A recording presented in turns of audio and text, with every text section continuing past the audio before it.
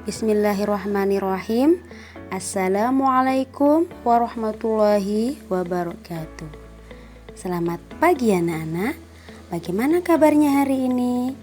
Ustazah harap kalian semua dalam keadaan sehat dan tetap semangat meskipun kita masih belajar dari rumah.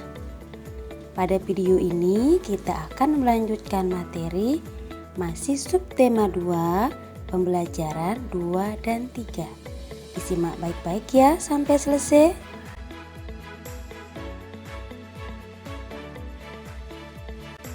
Kita mulai dari pembelajaran PPKN, makna dan nilai dalam sila keempat Pancasila. Makna sila keempat Pancasila. Sila keempat Pancasila berbunyi, kerakyatan yang dipimpin oleh hikmat kebijaksanaan dalam permusyawaratan perwakilan. Sila keempat ini mengandung makna pemerintahan dari rakyat, oleh rakyat, dan untuk rakyat dengan cara bermusyawarah untuk mencapai mufakat.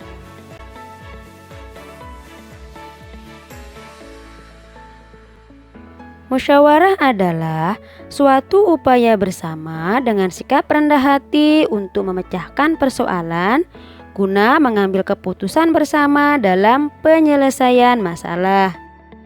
Musyawarah merupakan cara paling bijaksana untuk menyelesaikan permasalahan yang terjadi dalam kehidupan bermasyarakat dan bernegara. Itulah makna dari sila keempat Pancasila. Anak-anak sekalian, dalam musyawarah ada beberapa contoh sikap yang perlu diperhatikan. Yang pertama, tidak memaksa kehendak kepada orang lain. Jadi, kalau kalian mempunyai pendapat, jika pendapat kalian tidak diterima oleh orang banyak, kalian tidak boleh marah, kecewa, bahkan bersedih. Yang kedua, mengutamakan musyawarah untuk mufakat dalam menyelesaikan masalah bersama.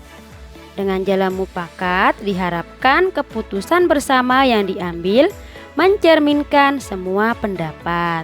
Dengan demikian, tidak ada lagi anggota yang merasa pendapatnya tidak diperhatikan. Yang ketiga, mendengarkan pendapat anggota dalam musyawarah. Kita harus mendengarkan dan menghormati pendapat orang yang mengemukakan pendapatnya. Bila kita tidak setuju dengan pendapat yang disampaikan, kita tanggapi dengan cara yang sopan agar tidak menimbulkan permasalahan. Yang keempat, mengutamakan kepentingan umum dari kepentingan pribadi. Kita tidak boleh egois, tetapi kita harus memikirkan perasaan orang lain juga. Yang kelima, saling menghargai perbedaan pendapat dalam musyawarah. Kita tidak boleh menganggap pendapat kita itu paling benar, tetapi kita juga harus menghargai pendapat anggota lain yang ada dalam musyawarah. Kemudian yang terakhir, melaksanakan hasil keputusan musyawarah dengan penuh tanggung jawab. Kalau sudah diputuskan sebuah keputusan dalam musyawarah, maka kita semua harus bertanggung jawab untuk melaksanakan keputusan tersebut. Nah, itu tadi beberapa contoh nilai-nilai yang terkandung dalam sila keempat Pancasila. Kalian juga bisa menerapkannya dalam kehidupan sehari-hari. Lanjut ke materi SBDP. Pada video sebelumnya, kita sudah belajar tentang teknik membuat patung. Nah, sekarang kita lanjut ke bentuk-bentuk patung. Pembuatan patung dapat menggunakan berbagai objek atau bentuk.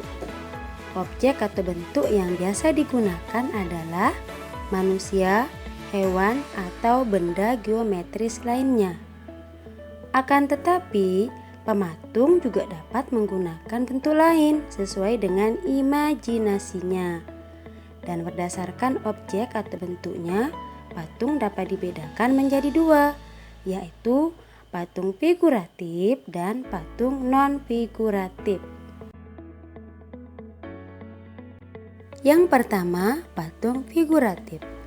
Jenis patung figuratif merupakan karya seni patung yang meniru bentuk-bentuk alami, misalnya manusia, hewan, dan tumbuhan.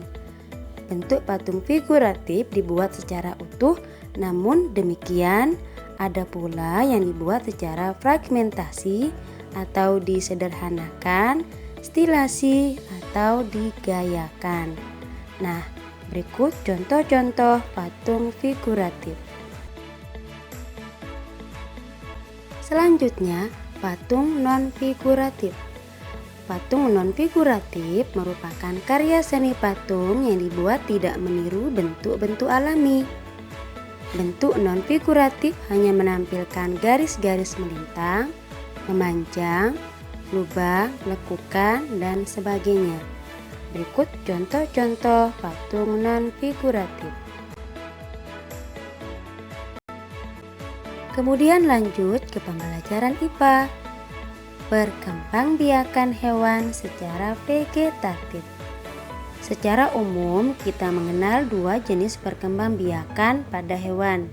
Yang pertama, perkembangbiakan hewan secara generatif, dan yang kedua, perkembangbiakan hewan secara vegetatif. Nah, kali ini kita akan membahas perkembangbiakan hewan secara vegetatif. Perkembangbiakan hewan secara vegetatif merupakan perkembangbiakan tanpa melalui peristiwa perkawinan. Pada perkembangbiakan ini tidak terjadi proses pembuahan sel kelamin betina oleh sel kelamin jantan. Berikut ini ada beberapa jenis perkembangbiakan hewan secara vegetatif. Yang pertama, membelah diri. Membelah diri merupakan cara perkembangbiakan hewan dengan membagi tubuhnya menjadi dua bagian yang sama atau lebih secara langsung. Contohnya, amoeba. Amoeba akan membelah satu inti sel dalam tubuhnya menjadi dua bagian. Kemudian akan diikuti oleh pembelahan cairan dan dinding selnya menjadi dua bagian yang sama juga. Dan setiap bagian akan menjadi amoeba yang baru.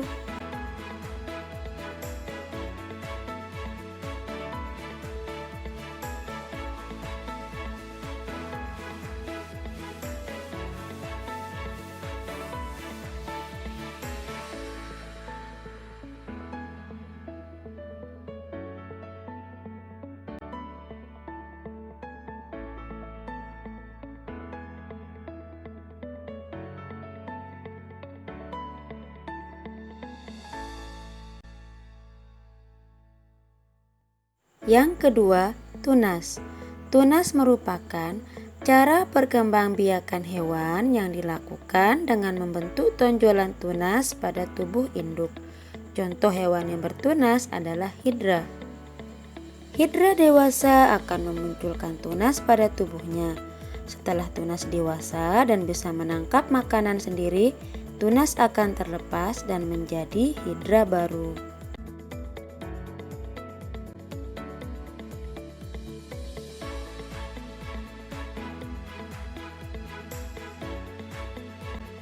Yang ketiga, fragmentasi. Fragmentasi merupakan cara perkembangbiakan hewan dengan memotong bagian tubuhnya. Contohnya, planaria atau cacing pipih. Cacing planaria akan memutuskan bagian tubuhnya. Misalnya, kalau kita potong menjadi dua bagian, maka potongan tersebut akan menjadi individu baru.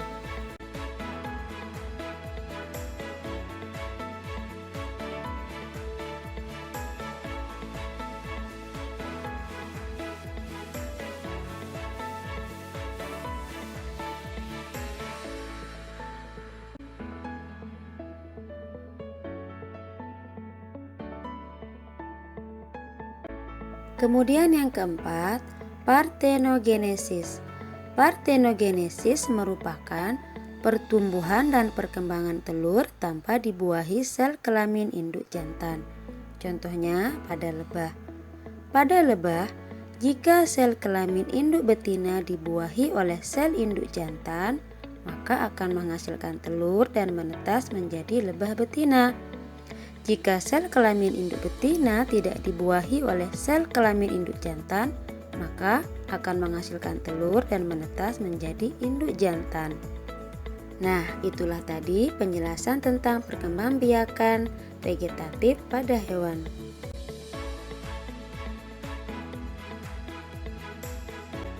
Demikian pembelajaran hari ini. Semoga apa yang Ustazah sampaikan bisa dipahami. Sampai jumpa pada pembelajaran selanjutnya. Wassalamualaikum warahmatullahi wabarakatuh.